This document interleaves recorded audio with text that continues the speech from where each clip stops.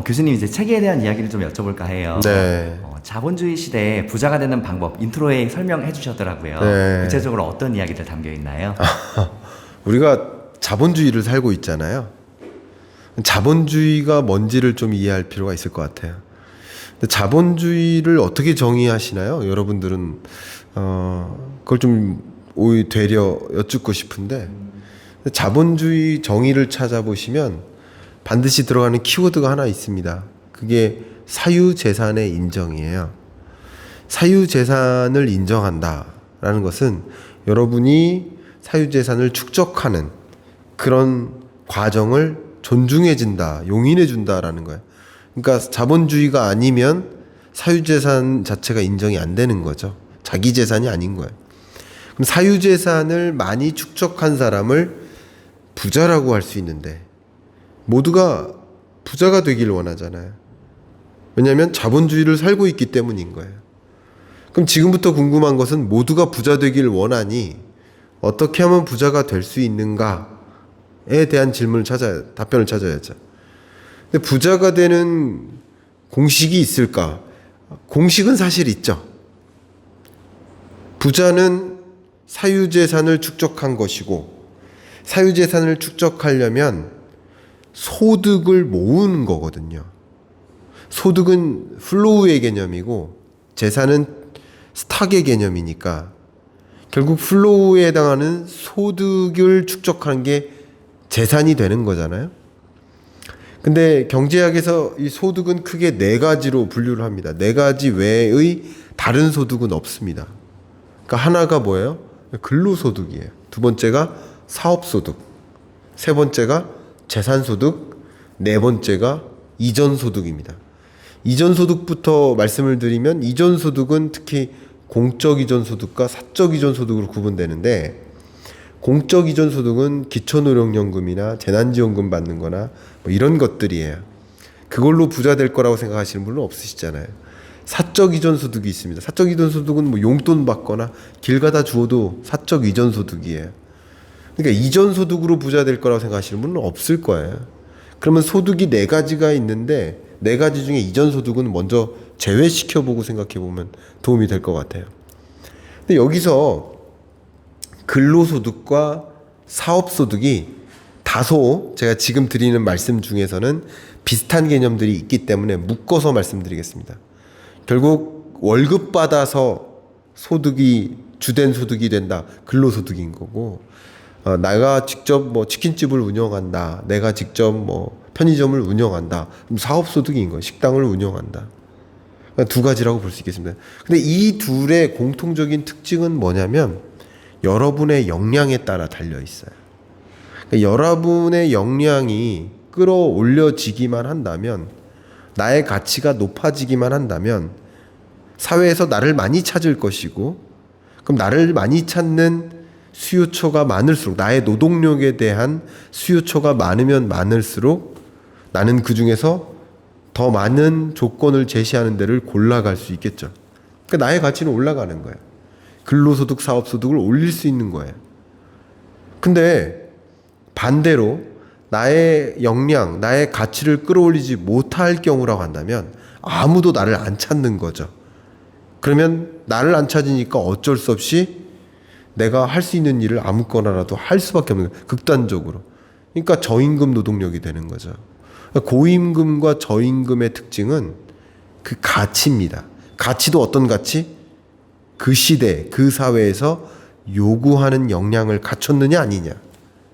부자가 되는 첫 번째 방법은 나의 가치를 끌어올리는 겁니다. 재테크가 아닙니다. 나의 가치를 끌어올리는 거. 뭐 저도 이제 좋아하는 운동선수 중에는 뭐 손흥민, 여러분 다 좋아하시죠. 그럼 단적으로 이해가 되셨을 거라고 생각이 됩니다. 그러니까 사업소득이든 근로소득이든 부자가 될 수 있는 방법은 나의 가치를 끌어올리는 것, 이렇게 정의할 수 있는 것 같고, 그러니까 나의 가치를 끌어올린 사람들이 그 높은 노동력의 대가를 받는 것이다, 이렇게 정의할 수 있을 것 같아요. 그렇게 나의 가치를 끌어올린 다음에 만약에 나의 가치가 소득 수준 상위 10%다. 그러면 재테크 안 하셔도 됩니다. 이미 여러분의 소득의 증가 속도가 자산 가치의 증가 속도보다 빠르기 때문에 그냥 상위 10%라고 한다면 저는 굳이 재테크 안 하셔도 된다. 그런데 아이러니하게도 상위 10%가 재테크에 대한 고민을 더 많이 합니다. 저는 좀 자신 있게 말씀드릴 수 있는 것 중에 하나가 정말 그 고소득층을 많이 만나거든요. 고자산가들을. 왜냐하면 제가 경제가 주제이다 보니까 기업들도 많이 만나고 기업의 사장단 혹은 뭐 경영 전략 회의도 많이 갑니다만 또 금융사가 주차하는 VIP 고객들이 있어요. 그냥 VIP도 아니고 V 3개 붙는 VIP예요. 그 VIP 세미나 같은 데 가서 경제 특강 해드리고 어떻게 해야 된다라는 조언도 드려야죠. 그런 자리 가면 얼마나 이 고자산가들이 고소득계층이 얼마나 내가 잉여 소득을 쓰고 남는 그 소득을 얼마나 또 굴려서 소득을 재산으로 더 쌓을 수 있을지 불려서 쌓을 수 있을지에 대한 고민을 더 많이 하고 있다는 것을 여실히 느껴요. 근데 문제는 하위 90%입니다. 대부분의 우리예요. 근데 대부분의 우리는 정작 열심히 일해서 돈 벌려고 해요. 근데 너무 죄송하고 안타깝게도 열심히 일하면 일할수록 열심히 가난해지는 거예요. 왜 그런 말씀 드리냐면 소득의 증가 속도가 자산 가치의 증가 속도보다 느리기 때문에 그냥 막연히 열심히 성실히 더 많이 일한다. 더 많이 지치고 더 많이 가난해지는 거예요. 너무 열심히나 일하면 일할수록. 그리고 나의 가치를 끌어올려서 상위 10%가 되든가 만약에 그럴 수 있는 고리에 넘어가지 못한 계층이라고 나를 스스로 정의한다면 다른 고민을 해야 된다는 거죠. 더 많이 일하자 말고 더 많이 일해서 부자 되자 말고 다른 고민을 해야 될 텐데 그 다른 고민은 분명 근로소득, 사업소득 외에 재산소득에 대한 고민일 겁니다. 무슨 말이냐? 소득의 증가 속도가 자산가치의 증가 속도보다 느리기 때문에 내가 그냥 막연히 열심히 성실히 일하는 게 아니라 적정한 시점에는 소득의 일부를 자산과 바꾸는 노력을 해야 된다. 그 바꾸는 노력이 뭡니까? 바꾸는 노력? 그게 재테크예요. 소득을 자산과 바꾸는 게 재테크예요. 부동산이라는 자산, 주식이라는 자본, 채권, 뭐 금, 원유 선물 ETF.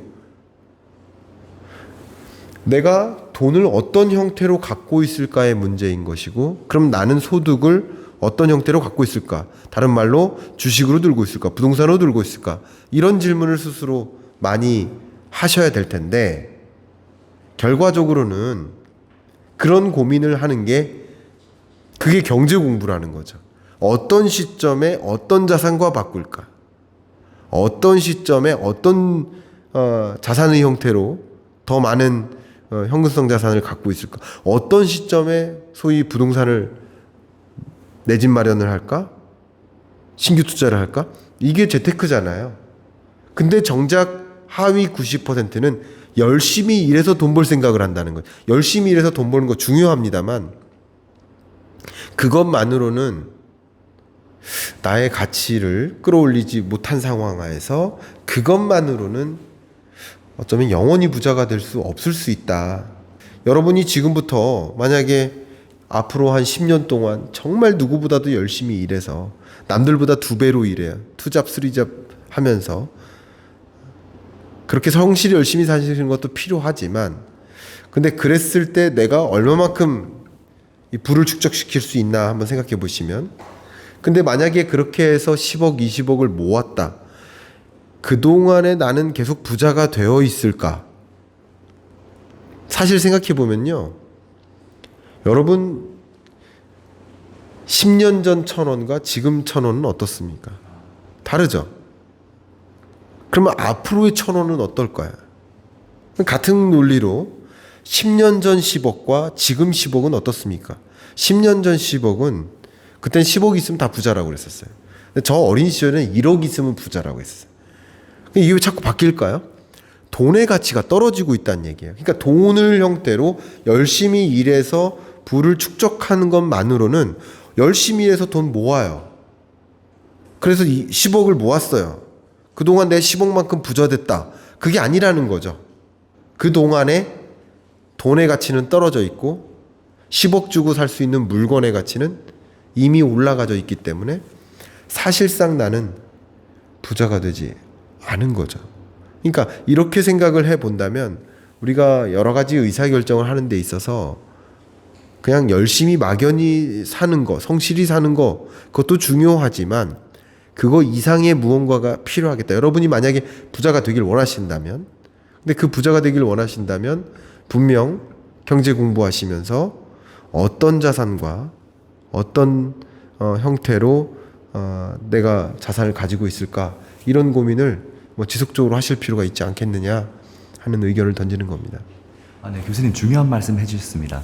우리가 재테크를 투자를 꼭 해야 하는 이유들에 대해서 이야기해 주셨고, 그리고 되게 와닿는 문구가 있는데 돈을 어떤 형태로 갖고 있을 것인가, 네. 이거에 대해서 끊임없이 고민하라는 말씀이시죠. 그렇습니다. 왜냐하면 여러분 돈이 더 늘어나는 게 아니거든요. 돈을 어떤 형태로 갖고 있을까의 문제. 돈을 호주머니에 넣고 있을까? 저축을 할까? 부동산으로 들고 있을까? 주식으로 들고 있을까? 그 밖에 다른 투자 대상도 마찬가지입니다. 어떤 형태로 돈을 갖고 있을까에 대한 고민, 그게 재테크예요. 그러면 그게 어느 상황에도 주식이고 어느 상황에도 부동산이 아니거든요. 어떤 상황에는 주식이고 어떤 상황에는 부동산이고 어떤 상황에는 심지어 현금입니다. 그냥 저축이 가장 유리할 때가 있어요. 그냥 아주 간단한 예로 1970년, 80년 정말 말 그대로 우리나라 고금리 시대 때 많은 분들이 그런 말씀하시죠. 그때 삼성전자 주식 사서 계속 들고 있었으면 얼마 벌었을 거야, 이런 말씀하시잖아요. 근데요, 삼성전자 주식 아니어도 그때는요 저축으로 들고 있어도 그거 가지고 부자 되는 겁니다. 왜냐하면 예를 들어 금리가 10%라고 해보세요. 주식만 10% 오르는 게 아니에요. 그러니까 어떤 상황에서도 늘 주식이 아니고 늘 부동산이 아니기 때문에 결국 경제의 국면을 이해하고 2020년, 21년 제로금리 시대, 완화의 시대, 2022년, 23년 금리 인상기, 긴축의 시대, 그 시대를 구분하고 시대에 걸맞는 포트폴리오를 구성하는 것, 그게 자산관리라고 볼 수 있겠죠. 그런 면에서 여러분께 좀 경제 국면을 이해하는 경제 공부를 기반으로 해서 의사결정하실 필요가 있겠다, 이 말씀 드린 겁니다.